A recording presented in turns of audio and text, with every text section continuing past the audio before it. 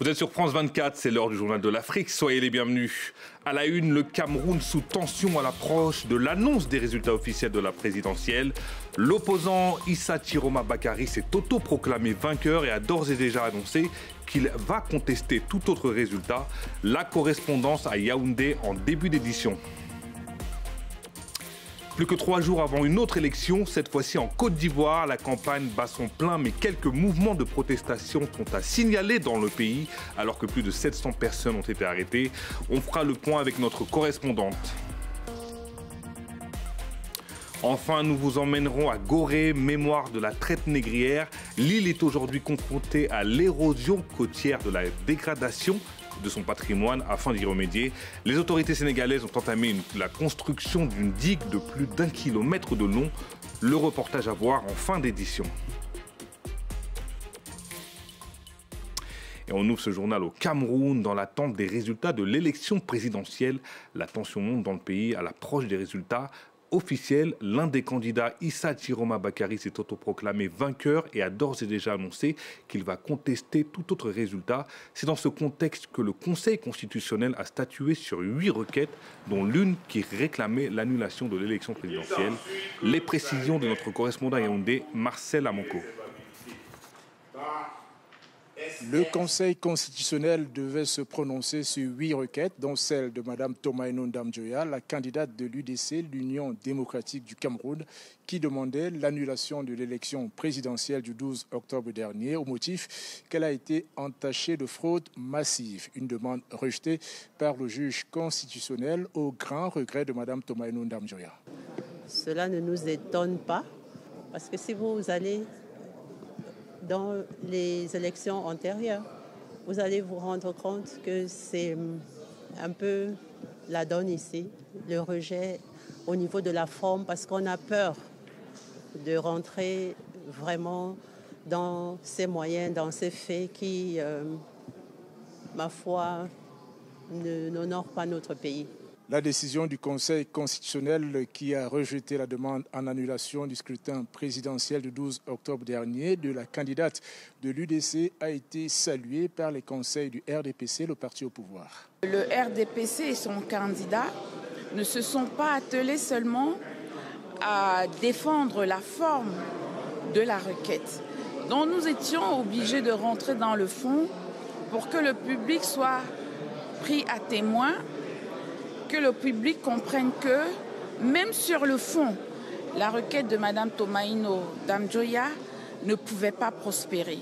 Le contentieux électoral examiné par le Conseil constitutionnel est la dernière étape du processus qui doit conduire à la proclamation officielle et définitive des résultats de l'élection présidentielle au plus tard le 27 octobre prochain. En attendant, des chiffres attribués à la Commission nationale de recensement des votes qui ont fuité donnent Paul Biya vainqueur. Le candidat du RDPC remplirait ainsi pour un 8e mandat de 7 ans. Issa Chiroma Bakary, le candidat du FSNC, classé 2e selon ces chiffres, a publié ses propres résultats qui le donnent largement vainqueur et se dit prêt à défendre ce qu'il considère comme la volonté populaire.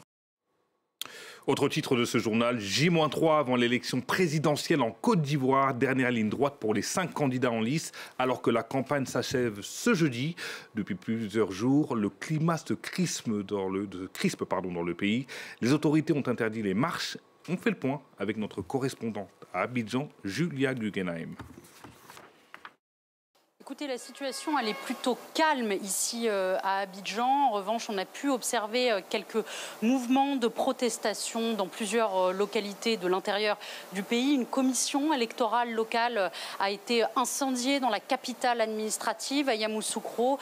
Des barrages routiers également dans des zones qui sont historiquement proches de l'opposition et ont donné lieu à des heurts avec les forces de l'ordre. Selon les sources officielles, 4 personnes, dont un gendarmes auraient trouvé la mort justement dans ces événements. 700 autres personnes au moins ont déjà été interpellées. Pour rappel, le PPACI de Laurent Gbagbo et le PDCI de Tidjane Thiam ont appelé leurs militants à se mobiliser pour protester contre le 4e mandat d'Alassane Ouattara et contre le processus électoral en général. Les candidatures de ces deux poids lourds de l'opposition ont été rejetées par le Conseil constitutionnel. Pour Laurent Gbagbo en raison d'une condamnation judiciaire et pour Tidjane Thiam pour un problème en lien avec sa nationalité. Aucun des deux hommes, il faut le rappeler, n'a donné pour le moment de consigne de vote. On en vient à ce grave accident de la route survenu en Ouganda dans la nuit de mardi à mercredi. 2 autocars sont entrés en collision au niveau du village de Kitaleb sur la route Kampala-Gulu dans le nord du pays. Le bilan est lourd, 46 morts et plusieurs blessés transportés vers l'hôpital de proximité. Je vous propose d'écouter des témoins de cet accident. Des enfants et tous les chauffeurs sont morts sur le coup. Beaucoup d'enfants, de 4 et 5 ans. Il y avait aussi un Congolais coincé dans les décombres. Nous avons entendu une collision entre 2 bus. Des personnes étaient mortes. Nous avons essayé d'en aider quelques-unes, mais certaines étaient en morceaux, déjà mortes. Dieu nous a aidés, mais beaucoup étaient morts. En bref, et dans le reste de l'actualité, cet autre accident de la route au Togo, un minibus provenant de Lomé et à destination de Nati-Tingou au Bénin, a fait une sortie de route. Le véhicule transportait 11 ressortissants français et un prêtre béninois. Le bilan fait état de 5 morts, tous français, et de 7 blessés, dont 2 béninois. Les victimes ont été évacuées vers les hôpitaux de Blita et de Sokodé. Un missionnaire civil américain a été enlevé mardi à Niamey, âgé d'une 50aine d'années. Il officie en tant que pilote d'avion pour l'ONG SIM International, une organisation chrétienne évangélique. Aucune revendication pour le moment. À noter qu'il s'agit du premier rapt d'un étranger à Niamey depuis 2011 et l'enlèvement de 2 Français par Al-Qaïda au Maghreb islamique. 2 otages qui avaient été tués dans une tentative de sauvetage des forces spéciales françaises. On a appris la mort ce mercredi de 40 migrants d'Afrique subsaharienne, dont des bébés en mer en large de la Tunisie, alors qu'ils tentaient de rejoindre les côtes européennes. Une embarcation de fortune en fer avec à son bord 70 migrants qui a chaviré. 30 personnes ont pu être secourues. Alors on s'arrête en Éthiopie à la rencontre des tisserands d'Abesha Kemis, ces robes traditionnelles ancestrales. Mais aujourd'hui, les confectionneurs tirent la sonnette d'alarme car leur savoir-faire est menacé par les difficultés économiques que traverse le pays. Ils peinent à en vivre et craignent la disparition du métier. Des images commentées par Alice Brogard. Avec application, ils filent, tissent et brodent le coton et la soie. Ces tisserands d'Addis Abeba confectionnent les Abesha Kemis, de longues robes traditionnelles portées par les femmes éthiopiennes. Un savoir-faire ancestral qui pourrait disparaître à la prochaine génération. Je ne transmettrai pas ce métier à mes enfants. Mon fils se concentrera plutôt sur ses études. Ma vie n'a pas changé grâce à ce travail et c'est la raison pour laquelle je ne veux pas qu'il suive mes traces. Malgré de longues journées d'un travail harassant, les tisserands peinent à en vivre. Ces dernières années, ils ont dû faire face à la concurrence massive d'Abesha Kemis fabriqués en Chine à bas coût. Même si les autorités ont limité les importations, de nombreux tisserands ont dû changer de métier. Ce que nous produisons à grand-peine peut désormais être fabriqué instantanément par des machines dans des usines. Cela affecte nos revenus et l'économie du pays. Dans les boutiques, les robes traditionnelles plaisent toujours. C'est beau, ça illumine et ça rend le moment spécial. Mais la demande a chuté en raison de la forte inflation qui frappe l'Éthiopie, plus 21,5% en 2025. De nos jours, de nombreux artisans abandonnent leur métier parce qu'il n'y a pas assez de travail. Quand il n'y a pas de clients, nous ne pouvons pas les payer. Alors ils cherchent d'autres emplois juste pour joindre les deux bouts. L'avenir des tisserands devrait encore s'assombrir avec l'explosion du taux de pauvreté. Il devrait atteindre 43% en 2025. Allez, direction Gorée, ce site historique au large de Dakar, mémoire de la traite négrière avec sa fameuse maison des esclaves, fait face à l'érosion côtière et la dégradation de son riche patrimoine bâti.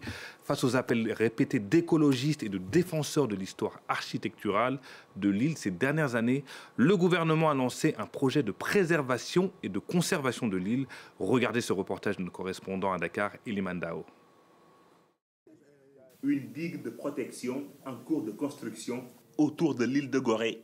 Ce site historique au large de Dakar, témoin de la traite négrière, était gravement menacé par l'érosion côtière.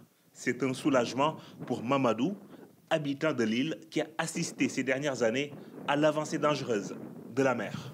Un sentiment de satisfaction en tant que Goréen depuis plusieurs générations. Mes parents, mes grands-parents, ils sont nés. Donc si Gorée n'était pas préservée, ça allait disparaître. S'il n'y avait pas cette digue, l'île allait être scindée en deux. La digue aura une longueur d'1,4 km autour de cette île classée patrimoine mondial de l'UNESCO depuis 1978. La protection, composée de 3 couches, fait 10 à 30 mètres de profondeur. Elle est réalisée par NGE, un groupe français du BTP, pour un coût global de 9 milliards de francs CFA. C'est un effet de brise-lame, c'est-à-dire la houle vient s'écraser sur cette digue-là, qui est dimensionnée pour supporter les houles qui sont prévues et qui sont recensées au Sénégal, et qui donc en fait évitera que la houle vienne taper contre l'île. Et donc du coup en fait ça a un rôle de protection en amont, de prévention pour l'île. En plus de l'érosion côtière, l'île de Gorée subit également la dégradation de son patrimoine bâti, des constructions datant pour certaines de plusieurs siècles. Ce défenseur du patrimoine sénégalais a réalisé un film en mai 2025 pour alerter sur la nécessité de protéger les édifices de Gorée. L'objectif, c'est de pouvoir sensibiliser sur ce sujet, de trouver dans des entreprises qui vont sauver ces bâtiments, où logent des gens quand même. Il y a ce risque de perte humaine qui est dans ces bâtiments. Mais autre chose, c'est de dire aujourd'hui, on doit préserver ce qui nous appartient. Ces patrimoines sont certes des bâtiments, mais sont témoins de l'histoire. Les travaux de la digue de protection de l'île de Gorée prendront fin en mars 2026. Et c'est la fin de cette édition. Merci de nous avoir suivis. Restez sur France 24. L'information continue.